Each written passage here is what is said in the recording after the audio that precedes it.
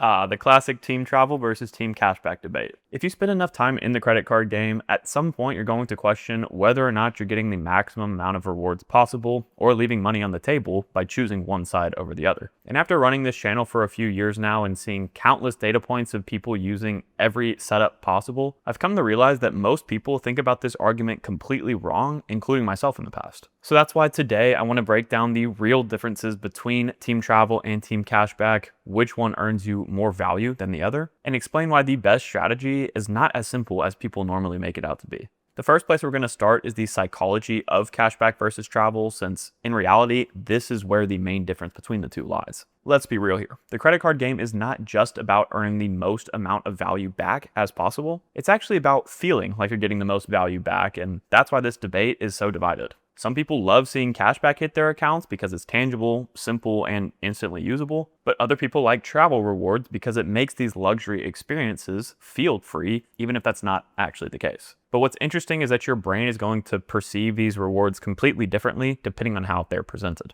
So, cashback is easy. If you see $100 in rewards in your account, you know you have $100 worth of value. There's no guessing game, no waiting for the right redemption, no blackout dates, award calendars, or anything like that. It's completely predictable, which is what makes it feel like the safe choice. I think that flexibility gives cashback a slight psychological edge over team travel because you always know what you're getting and can use it in whatever way you want, whether that be to just pay down your credit card statement, invest it to get higher returns in the long run, buy groceries, or you name it. Meanwhile, the folks on team travel have more of a one-track mind on only redeeming these points for these higher class flight tickets or hotel stays. A while back, I actually redeemed about 215,000 Chase Ultimate Rewards points for my MacBook Pro, and I knew that the hardcore points and miles folks were going to come after me after making that decision. But no matter what people think, here's why I have never regretted that decision once. Even though on paper, I only got 1.25 cents per point for that redemption, that MacBook Pro is what runs this entire YouTube channel, and it has returned me way more money over the long run than I would have gotten by redeeming even for some really luxury flights using that same amount of points. So in my opinion, there's really no bad redemption out there, and if somebody tries to tell you that your redemption is a bad one, I feel like the question back to them should be, bad for who? Maybe it's bad for them, but it's not for you.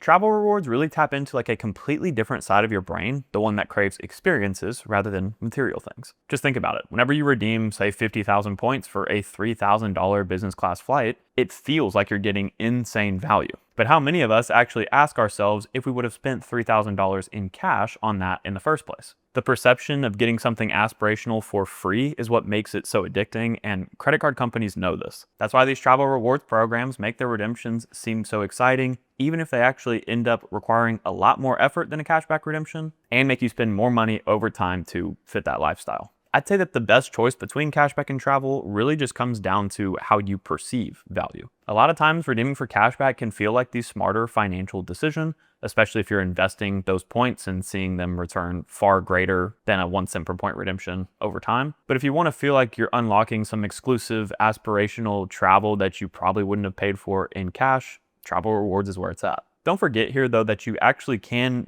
still use your cashback for travel if you wanted to. So what you need to do is sit down and be honest with yourself and see how much you actually expect to travel over the next year and whether or not you need a ton of travel credit cards to meet that requirement. I think you'd be surprised as to how many people out there have 10 different luxury travel credit cards, but only travel 4 to 5 times per year. So even though they feel like they're getting a ton of value from those premium travel credit cards, they actually probably would get a better return just from a simple cashback setup.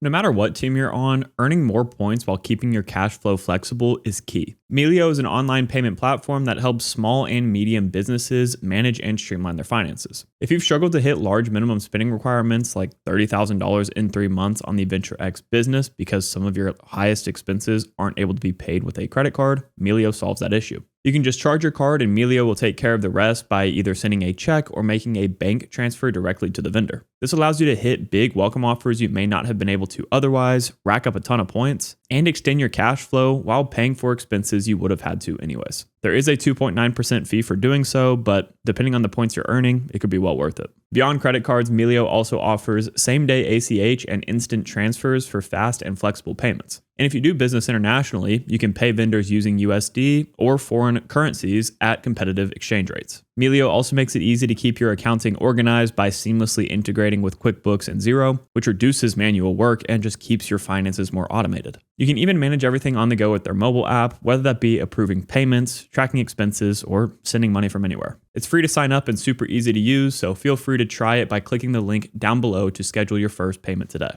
Thank you to Melio for sponsoring this video. Let's get back into the content.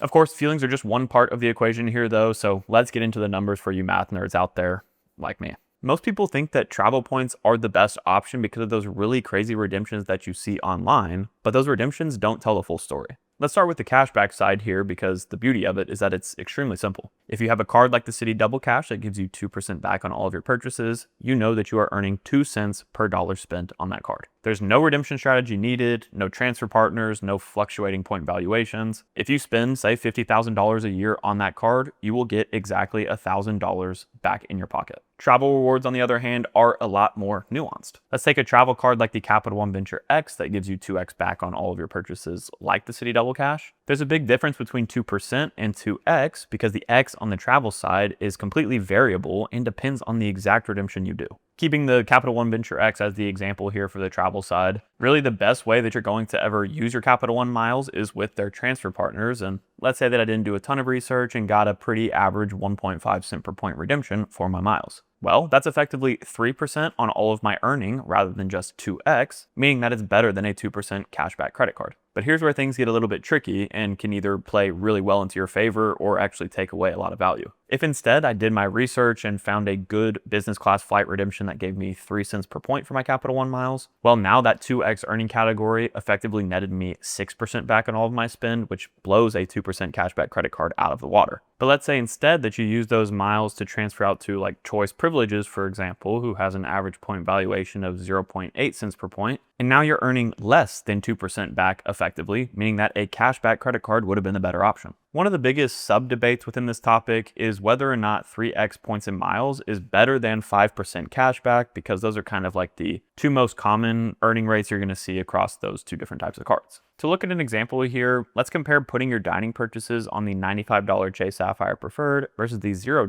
Citi Custom Cash. In order to earn the same 5% cashback rate that you would get on the Custom Cash for your dining purchases, you would have to redeem your Chase points on the Chase Sapphire Preferred for at least 1.67 cents per point. So that automatically eliminates using any of your Chase points for cashback through the travel portal, even with the boost that the Chase Sapphire Preferred gives you, or honestly any domestic travel in general with Chase's partners, especially ones like Southwest, Marriott, IHG, etc. Really, the only way you could book domestic travel and get that rate of return is either by finding a sweet spot redemption with one of their partners, or by only staying at Hyatt hotels or utilizing airline alliances to book domestic flights with international airline partners. Obviously, even just saying that sounds confusing, and you can see where the problem kind of lies here. Considering most everyday credit card users travel domestically and in economy only, maybe with like one international trip every few years, it seems like the no annual fee Citi Custom Cash is just the much easier option. But playing devil's advocate here, let's say that you're somebody that's an aspirational traveler or you're just seasoned in this game and you know that you're going to get at least 2 to 3 cents per point for all of your redemptions. At that point, points and miles seems like a no-brainer, right?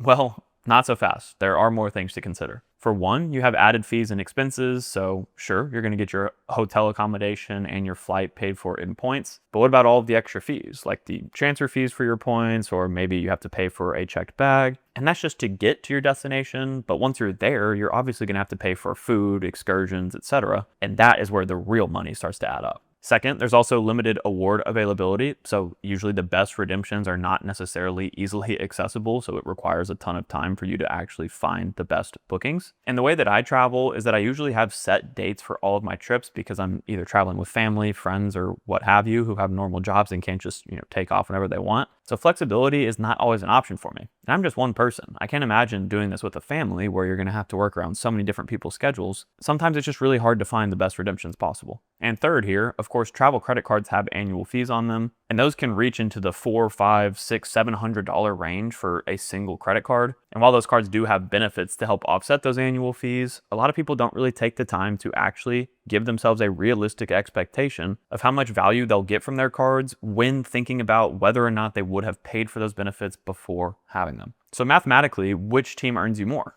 Well, if you want the highest potential return and have the time to get that return, travel points are always going to be the cashback setup. But for the everyday credit card user, most of which are y'all watching my videos, if you want simplicity and guaranteed value, cashback is the way to go. I think it really all comes down to how much you value your time. A lot of people on Team Travel really just don't value their time highly at all and will spend hours or days finding the best redemption possible. Sometimes that is well worth it, but for a lot of folks out there that have so many responsibilities, the last thing they want to do is sit on their computer for hours every night looking for that trip. Instead, they would just rather take the cash back and then pay for things out of pocket, and I completely understand that. So far, I've been pitting these two teams against each other, but the real secret here is that you actually shouldn't be choosing just one. In fact, a hybrid credit card strategy, earning both cashback and travel, will return the most over time if structured correctly. A great example of this is my buddy Stan the Credit Frog, who I will be having on the channel soon to talk about his setup in depth, so get excited for that. But he primarily earns cashback for all of his daily spend using cards like the US Bank Altitude Reserve, multiple Bank of America customized cash rewards cards, and cards like that. Doing that, he locks in guaranteed value on categories where, swapping in a travel credit card is not going to guarantee him significantly better returns. That said, though, he does not ignore the travel side at all. He just uses a different approach to earn those points, and it's not by using his daily spend. Instead, it's by utilizing welcome offers around the time when he has a trip coming up. So that's a very high level overview. Again, he'll talk about it in depth soon on the channel. But let's talk about how you can implement this same strategy for yourself. Step 1 is building out a core cashback setup that covers you at least 5% on all of your biggest spend categories. And you can effectively just continually redeem those points directly to your bank account to lower your monthly expenses. Or you could save them up for a future trip if you wanted to, and then cash them out all at once to cover all of your food purchases, for example, while you're gone. Step 2 is to apply for travel rewards cards timed up with big redemptions. So while you have your core cashback setup just giving you constant value every single day, you can now do a better job of planning out your future trips, knowing exactly how many points you need for that trip, and applying for cards to allow you to earn that exact amount of points that you're going to need. So bringing back the Venture X as an example here, instead of using that card for 2x back on all of your miscellaneous spend for say $30,000 in a year, where you would earn 60,000 points for that spend, you could just go get a card like the City Strata Premier, lock in 75,000 points for just a $95 annual fee, and only use $4,000 worth of your spend to get that. And that just really quickly expedites that point earning, while again allowing your cashback core setup to continue giving you daily value. And the best part about this too is that you're not necessarily locking yourself into one points ecosystem, because you can go get welcome offers from really any bank as long as you're in good graces with them. Step 3 is then going to be using your travel related credit cards that you've applied for the bonuses strictly for their benefits. Cards like the Amex Platinum, Chase Sapphire Reserve, and Venture X are going to give you premium perks like lounge access, travel credits, hotel elite status, airline fee reimbursements, and a lot more. So if you're a frequent traveler, those perks alone can cover the annual fees on these cards without you ever having to put spend on them. And I think that's really what they should be used for. You don't want to be using your Amex Platinum for 1x back on all of your purchases. You use it for its benefits, and then you don't really spend on it otherwise. And the beauty of this entire strategy is that you can adapt it to fit your lifestyle at that time. I think my life right now is a perfect example where last year I traveled more than I really ever expected to in any given year, and I needed to earn as many travel points as possible, so it made sense to put a lot of my spend on my transferable currency credit cards. But now I'm at a point where I want to settle down on the travel for a year, just really increase my cash stores, and start working towards, the ability to